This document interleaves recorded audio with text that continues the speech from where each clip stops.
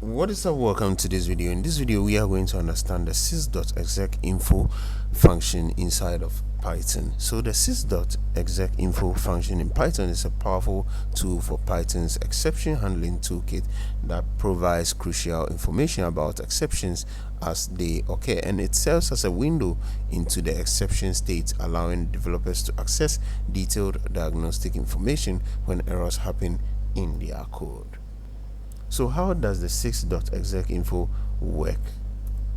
So when an exception occurs in Python code, sys.execinfo function retrieves critical details about the exception by returning a 3-element tuple, and it does this by exception type, where the class of the exception, example value error or type error. It also does it by exception value, where the actual exception instance with the error message, and then we also have the traceback objects, which contains all call actually contains the call stack at the point the execution occurred.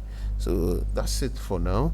Let's look at a practical example, then you can understand how better this actually occurs. So take your time, pause the video, try this block of code so you can understand how this is working. So the code example actually demonstrates how sys.exec.info _info function can be used in a real application to capture and process exception information for debugging and also logging processes. So use the try except and import sys module, and then try this out. Let us know in the comment section. Thank you for watching this video.